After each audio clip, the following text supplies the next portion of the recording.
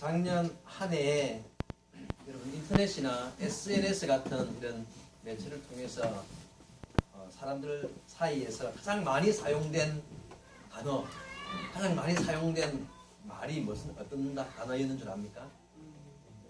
네? 혹시 금수저, 흑수저 들어봤어요? 네, 금수저, 흑수저란 말이 제일 많이 사용돼. 그리고 또 있는 게 헬조선 들어봤습니까? 헬조선 그런 말. 또 삼포세대 들어봤습니까? 삼포세대 이런 말들이요 굉장히 많이 주로 젊은 사람들 위주로 많이 사용되겠죠. 이런 말들이요 사용이 많이 되었답니다. 뜻을 다 아십니까? 금수저 은수 뭐 때문에 금수저 은수란 말이 사용됐을까요? 부모예요. 네, 대충 알아요, 맞아요. He was born. 알아요. He was born in his mouth. He was born with the gold spoon. 이라죠. 그의 입에 금숟가락을 입에 물고 태어났다. 이런 말이 미국 그 속담에 있어요. 그게 무슨 뜻입니까? 태어날 때부터 부잣집에 태어나가지고, 부잣집에 태어나가지고 아예 입에 금숟가락을 물고 태어난 사람처럼 그런. 근데 이제 그 반대 개념이 바로 흑숟가락이에요. 그래서 우리나라가 얼마 전 신문에도 그런 이야기가 나왔습니다. 뭐냐면은 왜 미국 같은 데는 뭐 100대 부자들 1등부터 부자 보면 그 중에 한 60~70% 이상이요 자수성가행이에요. 그러니까 자기는 원래 가난했는데 혼자 열심히 벌어갖고 부자가 된 거예요. 뭐 빌 게이츠도 마찬가지죠. 원래 가난했잖아요. 근데 마찬가지고 이렇게 100대 부자들 보면요 대부분 자수성가해서 부자가 되는 사람이 많은데 그 중국이나 일본도 마찬가지. 근데 한국은요 100대 부자 중에 한 명도 자수성가행이 없어요. 전부 다 아버지가 물려준 자산 때문에 다 물려받아갖고 부자가 된다는 거예요. 그러니까 무슨 말이냐 하면 한국 안에서 부자로 태어나야 부자가 되지 가난하게 태어난 사람은 부자가 될 경우가 거의 없다는 이야기예요. 그러니까 한국에 희망이 없다는 거예요. 그런 말을 그것 때문에 흑수저 금수저 야 저놈은 태어날 때부터 금수저라서 뭐 부자로 살 수밖에 없어. 나는 태어날 때 흑수저 누고 태어나서 흑이라서 아이고 참 안 됐다. 자기 스스로를 비하하는 어떤 그런 의미로 이 흑수저라는 말을 사용한다는 거예요. 헬조선은 뭡니까? 헬조선. 네, 헬이 그 지옥이잖아요, 그죠? 조선, 한국이 지옥 같대요. 그 말이 전국적으로 작년에 제일 많이 유행했대. 한국에서 태어난 것 자체가 여기서 뭔가 좀 성공하고 좀 멋진 삶을 산다는 것 자체가 불가능한 지옥 같은 한국이다 이런 말이 유행했다는 거예요. 또 아까 마지막에 뭐 했습니까, 내가? 유행했던 삼포세대. 삼포세대는 또 뭔지 알아요? 삼포세대. 네, 맞아요. 우리 아무래도 이 학생들이 잘 안 해요, 우리가. 자, 첫째가 연애를 포기한대, 연애. 왜냐면 청년들이요, 돈이 없으니까 뭐 남자친구, 여자친구 사귀기가 겁나는 거예요. 그러니까 첫 번째 연애를 포기한대요. 근데 만약에 어떻게 해가지고 여자친구, 남자친구를 만났어. 그러면 사귀기는 사겨. 근데 결혼을 못하는 거예요. 결혼을 포기한대, 결혼을. 사귀는 사람은 결혼을 포기하고 어떻게 결혼을 했어요. 어떻게 결혼했는데 출산을 포기한대요. 사기가 힘드니까 애를 낳을 엄두를 못 낸다는 거예요. 그러니까 요즘에 젊은 사람들이요 연애도 포기하고 결혼도 포기하고 출산도 포기하는 이 삼포세대라고 한답니다. 자, 참 어려운 이야기입니다. 전부 다 이 시대가 희망이 없고 참 살기가 힘들고 정말 한탄스러움을 표현하는 그런 단어들이 작년에 제일 많이 사용되었대요.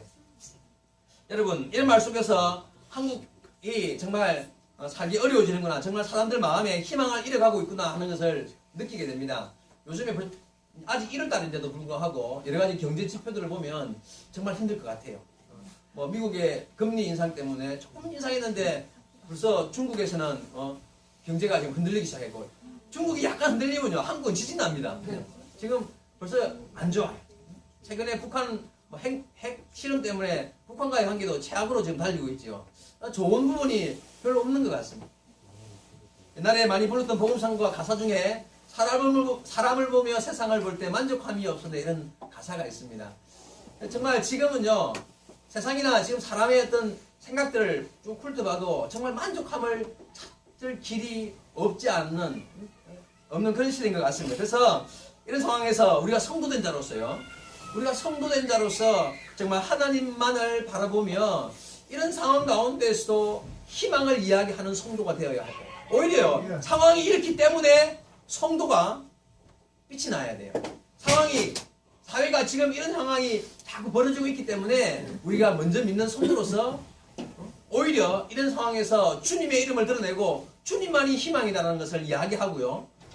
주님께로 돌아오라는 이야기를 하면서 그들에게 희망을 심어줘야 할 책임이 우리에게 있지 않습니까?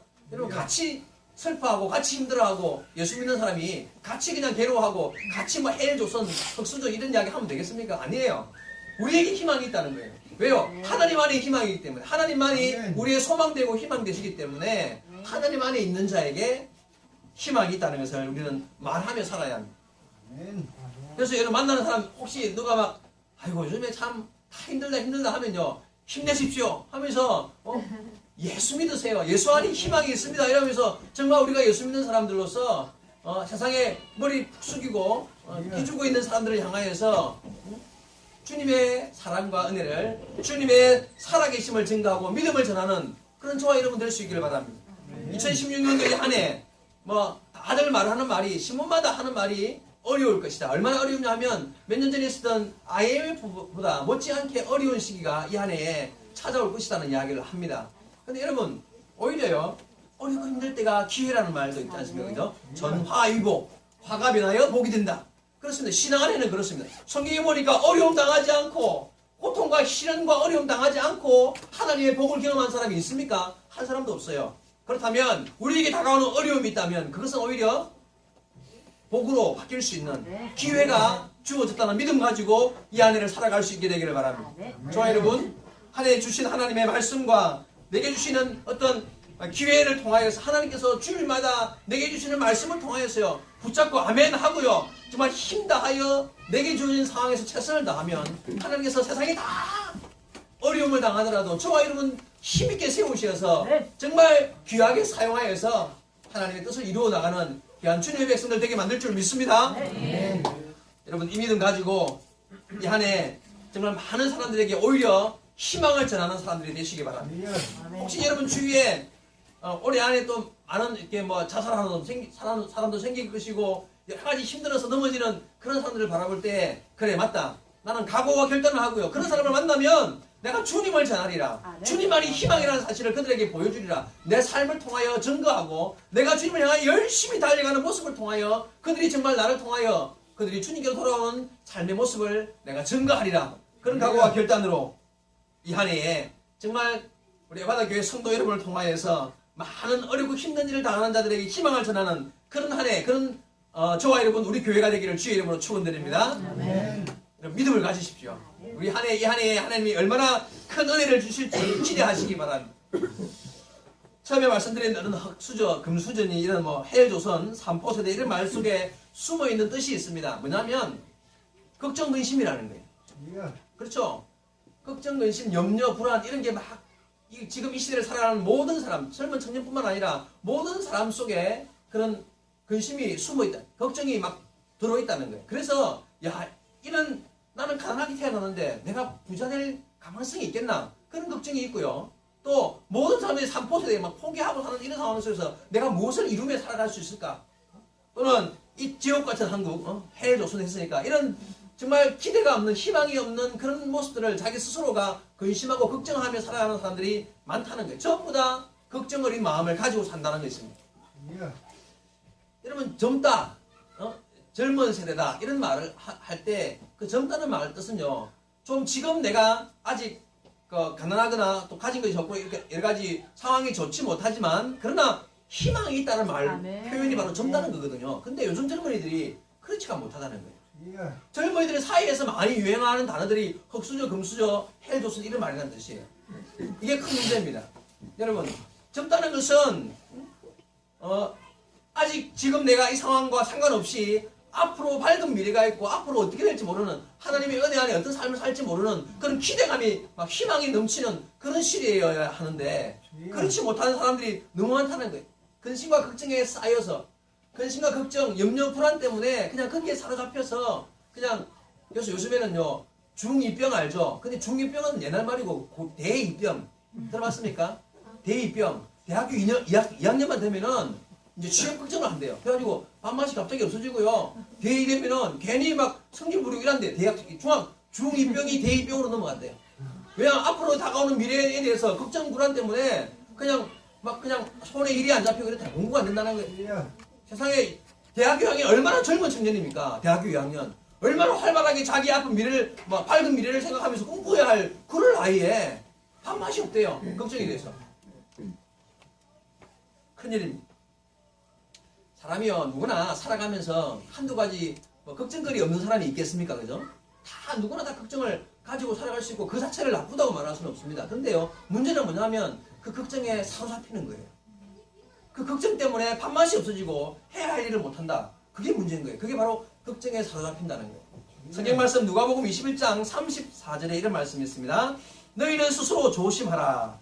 그렇지 않으면 방탕함과 술 취함과 생활의 염려로 마음이 둔하여지고 뜻밖의 그날이 뜻과 같이 너희에게 임하리라. 이게 무슨 말이냐면요.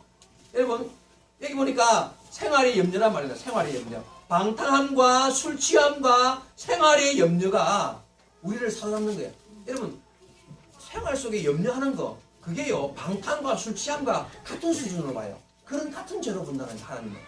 하나님께서요 방탕하고 술 취하는 거 술 취하여 막 방탕한 사람 그게 얼마나 나쁜 일이에요. 근데 그 나쁜 일을 마치 생활의 염려도 생활 속에 하는 염려에 사로잡히는 것이요 방탕한 거 술 취함과 같은 죄로 보신다는 거예요. 여러분 그래서요 사람이 근심 걱정에 사로잡혀 가지고 그냥 거기에 눌려 있는 사람은요 마치 술 취하고 방탕한 것처럼 하나님이 그렇게 여기신다는 걸 명심해야 합니다. 주님이 말씀하십니다. 수고하고 무거운 짐진 자들아 다 내게로 오라. 내가 너희를 쉬게 하리라. 말씀하셨죠? 여러분 기독교는 소망의 종교라. 소망의 종교. 네? 현재 어렵고 힘든 일들을 그것을 어렵고 힘든 일로만 바라보는 게 절대 아니라는 거예요. 성도는 어떤 상황 속에서 낙심하지 아니하고 그래서 근심에 쌓이거나 두려움이나 걱정에 쌓이지 않아야 합니다. 베드로전서 5장 7절에 너희는 염려를 다 주께 맡겨버리라. 네, 모든 염려를 다 주께 맡겨버리라. 이렇게 말씀하십니다. 이 말씀 믿으시기 바랍니다. 혹시 여러분 삶 가운데 오늘 집에 갔더니만 무슨 문제가 터졌다. 혹시 며칠 전에 또 문제가 터져서 지금 걱정 중에 있다. 이런 마음들이 누구나 다 가질 수 있어요. 그런데요 그런 모든 근심 걱정들을 정말 말씀처럼 주께 맡겨 버릴 수 있기를 바랍니다. 근데 모든 무거운 짐진 것들을 다 내게로 가져오라 주님이 말씀하셨는데 여러분 정말 주님께 가져와가지고 다 주님께 맡겨 버릴 수 있기를 바랍니다. 우리 학생들 지금 공부 때문에 스트레스 받고요. 지금 또 이제 한 학년씩 올라가야 된다. 우리 학생의 특징 중에 하나가 고3이 많아요. 이제 내년에. 이제 올해죠, 올해. 올해 고3이 10몇 명이 된단 말이죠. 이 고3이라는 시기라는 게 대한민국 교육 현장에서는 정말 사람이 아니야. 그냥 공부하는 기계여야 한 1년 동안. 얼마나 스트레스가 될 것 같아요. 그런데 근심 걱정을 다 주께 맡겨버려. 진짜 주께 맡겨버리고 하나님 의지하고 공부 열심히 하다가 집중력이 떨어지면 기도하고 성경 읽고 그 방법을 바꿔야 돼. 집중력이 떨어진다고 폰 들고 이라 그러면 안 돼요. 집중력이 떨어지면 기도하는 거예요. 집중력이 떨어지면 성경 읽는 거예요. 하면서 기도하고 정말 여러분 근심 걱정을 주님께 맡길 수 있어야 합니다. 여러분 다 알아요. 목사님 설교 안 해도 우리가 예수 믿는 사람이기 때문에 살아가는 동안 어렵고 힘든 일을 당할 때 주님께 기도해야지 맡겨야지. 그걸 모르는 사람 아무도 없어요. 그런데요 그게 실제로 잘 안 된다는 게 문제예요. 그걸 몰라서 안 하는 게 아니라 안 돼서 안 하는 거예요. 못하는 거예요. 주일날 교회 나올 때 정말 그냥 근심 걱정 보따리를 다 들고 왔습니다. 말씀 들을 때는 아멘 아멘 함께 맡겨야지 믿습니다 하고 그렇게 해놓고 교회를 떠날 때 다 다시 쌓아지고 짊어지고 나가는 그런 일이 계속 반복된다는 이야기. 여러분 내가 염려한다고 해결되는 문제가 사실은 없어요.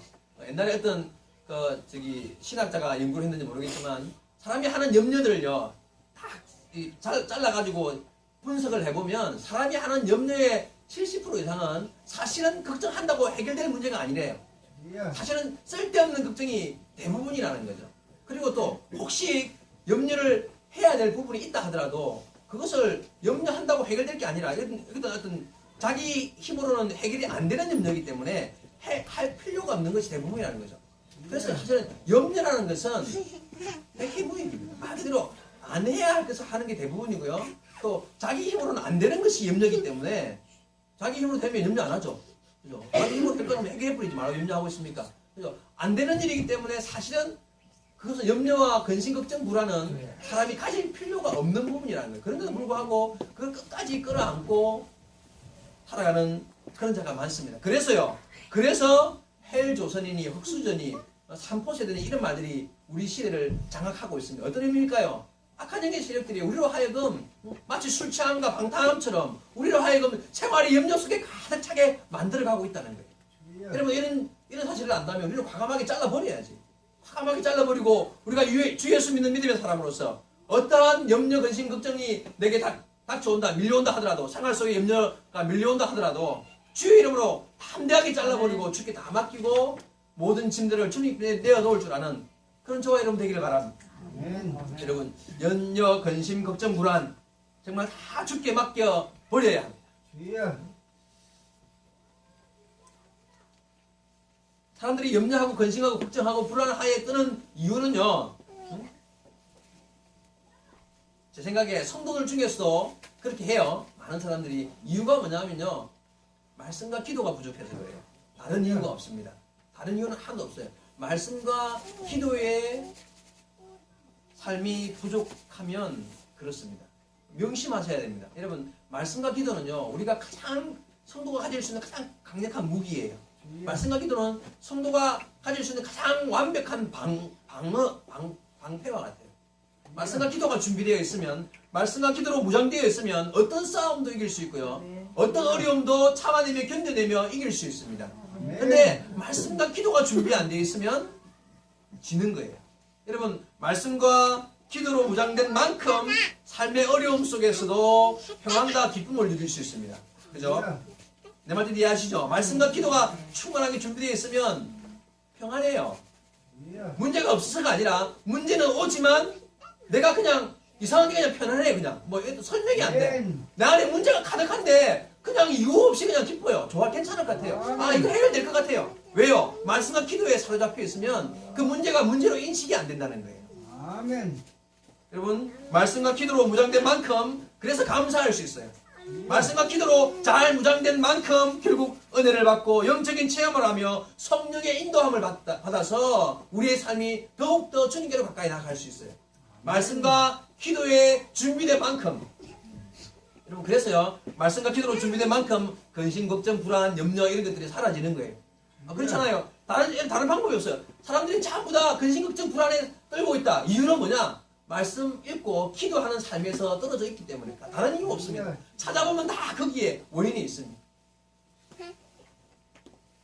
목사도 기도하고 말씀 읽은 만큼 설교하고요. 그만큼 목회해요. 그거 지나도록 그 넘도록 더 기도하고 말씀한 만큼 그 이상으로 더 목회 잘할 수 있을 것 같습니까? 그렇지 않다는 거죠. 이런 모든 성도들이 문제를 모르겠다. 왜 이렇지? 이유는 결국 따져 들어가 보면 하나님을 향한 간절한 마음으로 기도함과 하나님 말씀을 사모하고요. 물론 읽는 성경 그리고 듣는 말씀 다 말씀입니다. 설교 말씀에 집중할 줄 알고 그 말씀 아멘 하면서 그 말씀 붙잡고 살아가기로 결심하고 그 말씀에 집중하는 삶 그게 없으면 염려, 근심, 걱정이 타고 들어오는 거예요. 여러분 결국 이 험난한 세상 속에서 하나님을 의지하고 정말 간절한 마음으로 기도하며 하나님 말씀을 읽으며 그 말씀 따라 살아가는 성도들에게만 그 사람에게만 희망이 있습니다. 그 성도만이 정말 세상을 이길 수 있는 힘, 어떤 근심, 걱정, 불안도 다 이겨낼 수 있는 힘을 얻게 되는 줄로 믿습니다. 말씀과 기도에 깨어 있어서 세상 어떤 근심, 걱정, 염려도 다 죽게 맡겨버리고 정말 마침내 승리하는 성도 여러분의 삶 되기를 주의 말씀으로 축원드립니다. 아멘. 오늘 본문 말씀에 보니까 요셉 이야기가 나옵니다. 여러분 요셉 잘 아시죠? 근데 요셉은 직접적으로 기도했다는 내용이라든지 성경을 읽었다. 요셉 시대는 성경도 없었으니까 사실은 성경을 읽었다는 내용은 직접적으로는 없습니다. 그런데요 요셉의 삶의 모습을 보면 그는 철저한 기도의 사람이었고 말씀의 사람이었다는 것을 우리는 알 수 있습니다.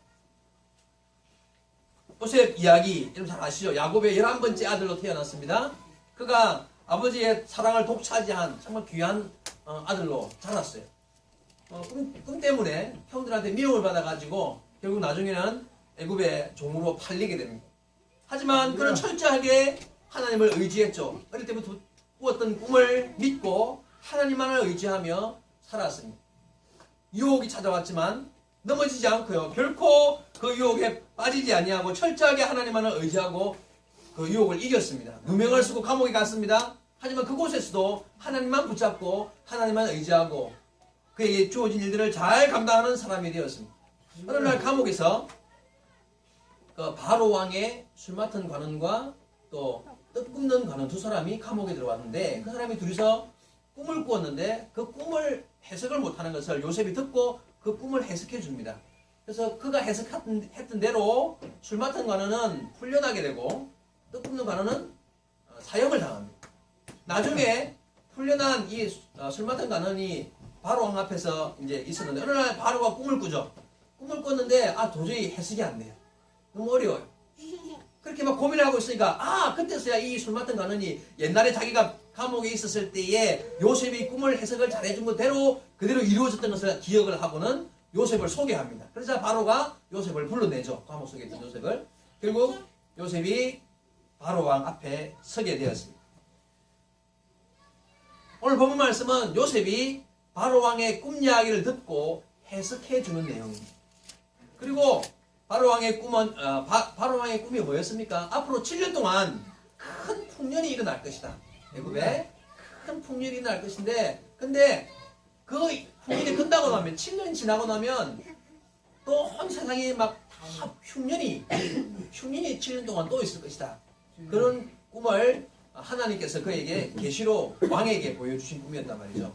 그 꿈을 해석을 해주었습니다. 그리고 해석해주고 나서 그 바로 왕에게 그러면 앞으로 큰 풍년이 들었을 때 어떻게 해야 될지를 또 요셉이 설명을 해줘요. 오늘 본문 말씀 다시 한번 제가 보겠습니다. 33절부터 보겠습니다. 33절부터 요셉이 바로에게 하는 말입니다. 이제 바로께서는 명철하고 지혜 있는 사람을 택하여 애굽 땅을 다스리게 하시고 바로께서는 또 이같이 행하사 나라 안에 감독관들을 두어 이 7해 풍년에 애굽 땅의 5분의 1을 거두되 그들로 장차올 풍년의 모든 곡식을 거두고 그 곡식을 바로의 손에 돌려 양식을 위하여 각 성읍에 쌓아두게 하소서. 이와 같이 그 곡물을 이 땅에 저장하여 애굽 땅에 임할 7해 흉년에 대비하시면 땅이 이 흉년으로 말미암아 망하지 아니하리이다. 자, 앞으로 7년 풍년이 있을 것이고 그 이후에 또 7년 흉년이 있을 것인데 어떻게 잘 지혜로운 관리를 세워가지고 그 7년 흉년 동안 모든 곡식을 잘 거두어 들여서 잘 쌓아가지고 7년 동안 잘 쌓아두었다가 나중에 7년 흉년이 닥쳤을 때 그때 그것을 잘 또 관리해서 나라가 망하지 않도록 이렇게 하셔야 될 것입니다. 이런 말을 이제 요셉이 왕에게 해줍니다. 자, 이 말을 들은 요셉, 그 왕과 그 신하들이요, 깜짝 놀래요. 37절에 보니까 바로와 그의 모든 신하들이 이 일을 좋게 여긴지라. 다시 말해서 그의 말에 감동을 받고는 그리고 나서 요셉에게 부탁을 합니다. 왕이 그 일을 감당할 사람으로 네가 가장 적합하지 않냐? 이 일을 잘 아는 네가 가장 그 일에 적합하다면서 일을 맡기게 됩니다. 38절 이하를 다시 한번 보겠습니다. 바로가 그의 신하들에게 이르되 이와 같이 하나님의 영에 감동된 사람을 우리가 어찌 찾을 수 있으리요 하고 요셉에게 이르되 하나님이 이 모든 것을 내게 보이셨으니 너와 같이 명철하고 지혜 있는 자가 없도다. 너는 내 집을 다스리라. 내 백성이 다 내 명령에 복종하리니 내가 너보다 높은 것은 이 왕자뿐이니라. 바로가 또 요셉에게 이르되 내가 너를 애굽의 온 땅의 총리가 되게 하노라 하고 자기 인장반지를 빼어 요셉의 손에 끼우고 그에게 세마포옷을 입히고 금 사슬을 목에 걸고 자기에게 있는 버금 수레에 그를 태우매 우리가 그의 앞에서 소리 지르기를 엎드리라 하더라. 바로가 그에게 애굽 전국을 총리로 다스리게 하였더라. 예, 바로 왕이 요셉을 애굽의 총리로 삼는 장면. 요셉은요, 그 당시 누가 보아도 그는 하나님의 영에 감동된 사람이었습니다. 그렇지 않고는 그런 지혜로 그런 꿈을 해석해내고 그런 지혜로 그런 말을 할 수 있는 사람이 없다라고 인정했던 것입니다. 그래서 성령의 그 역사로 말미암아 요셉은 큰 직분을 정말 감옥에서 종신형으로 살아야 했던 그 감옥에서 풀려나서 그 나라의 2인자가 되는 여러분, 요셉은 성령에 충만한 사람이었습니다. 성령에 감동된 사람이었습니다.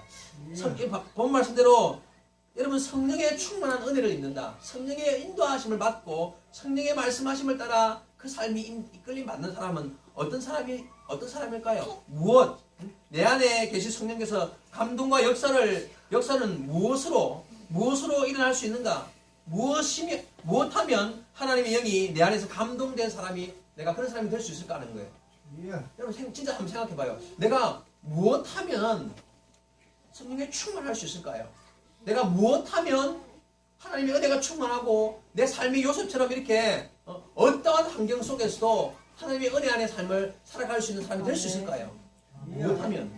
좀 기도하고 말씀 있는 거예요. 기도와 말씀의 사람이 되는 것입니다. 여러분 기도와 말씀이 없이는 성령의 은혜 안의 삶을 살아갈 수가 없습니다. 보디발의 아내가 요셉에게 찾아와가지고 그를 유혹했잖아요. 그때 그 유혹에서 이길 수 있었던 요셉이 하는 말이 뭐라 그랬냐면요. 내가 하나님 앞에서 어찌 그런 죄를 범할 수 있으리요. 하나님 앞에서 나는 불구하면 안 된다 하면서 그래 막 여자가 막 옷을 잡아 당기니까 옷을 벗어 던지고는 도망갔단 말이죠. 여러분 철저하게 하나님 앞에서 살았던 그 이런 모습 속에서 그가 철저하게 하나님께 기도하며 하나님의 음성을 듣는 하나님의 사람이었다는 것을 우리는 잘 알 수 있습니다. 여러분 무엇으로 하나님의 음성을 듣습니까? 주의 말씀입니다. 네? 철저하게 기도함을 통하여서 하나님의 은혜 안의 삶을 살아갈 수 있게 될 것입니다. 여러분 기도하는 척 하지 말고요. 진짜 기도해야 돼요. 여러분 정말 하나님의 은혜만이 내 삶을 인도하시는 힘입니다라는 믿음을 가지고 척이 아니라 정말 하나님 은혜 가운데 기도하는 자가 되어야 합니다. 여러분 까치발을 들고 서 있으면 오래 못 서 있죠. 이렇게 뒤꿈치를 들고 있으면 오래 못 서 있잖아요, 그죠? 신앙생활도요. 뭐 하는 척 하려고 막 이러고 나 기도해, 나 성경 읽어 이러면서 막 이렇게 하는 척 하는 사람은요, 그 신앙이 오래 가지 못해요. 그러면 정말 하나님 앞에서 내가 진실로 주어진 시간 가운데 말씀으로 은혜 받고 기도하고 예배에 목숨을 걸고 힘을 다해 주님을 향한 마음들 그런 삶을 살아나갈 때 주님이 우리를 들어서 복되게 사용하실 줄 믿습니다. 우리 바다교회 올해 매일 성경 읽고 매일 기도하자 하는 선언을 했습니다. 정말 여러분 실천하실 수 있기를 바랍니다. 하나님 말씀이 나를 살리는 힘입니다. 매일 기도하는 시간 정해놓고 열심히 기도하실 때 하나님이 놀라운 일을 올해 이 한 해 우리 바다교회에 이루실 줄로 믿습니다. 아멘. 세상이 얼마나 더 힘들어지고 어디로 얼마나 어려운 삶이 우리 앞에 다가올지 모릅니다. 처음에 말씀드렸지만은 그런 상황이 닥쳐올지 모르지만 그러나 우리가 주 안에서 말씀 안에 말씀과 기도로 무장되어 있고 하나님께 주시는 은혜 안의 삶을 우리가 열심으로 살아간다면 우리 에바다 교회에 속해 있는 모든 성도 여러분들 정말 형통한 삶 새롭게 부어주시는 은혜 안의 삶을 살아가게 될 줄로 믿습니다. 저는 그렇게 기도하고 우리 에바다 교회 모든 성도 여러분 오늘 본문에 나오는 요셉처럼 혹시 누구의 미움을 받고 팔려가게 하겠습니까? 하면 그런 일을 당하고 누명을 뒤집어 쓰고 감옥에 들어가는 일이 생긴다 할지라도 여러분 하나님께서 우리로 하여금 말씀과 기도 안에 살아갈 때에 우리를 들어서 요셉처럼 세우는 역사가 일어나게 될 줄로 믿습니다. 지금 어렵습니까? 지금 힘들고 고통 중에 있습니까? 아직은 뭔가 밝은 빛이 안 보이는 힘든 중에 있습니까? 그러나 이 안에 정말 주님께서 우리로 하여금 귀하게 들어주시는 역사 요셉과 같은 기적의 일들을 부어주셔서 말씀과 기도 안에 있는 성도 여러분들이 되어서 하나님의 영에 감동된 요셉처럼 하나님의 은혜 안에 살아가는 이 한 해 되기를 주의 말씀으로 축원드립니다. 기도하시겠습니다. 주님 감사합니다.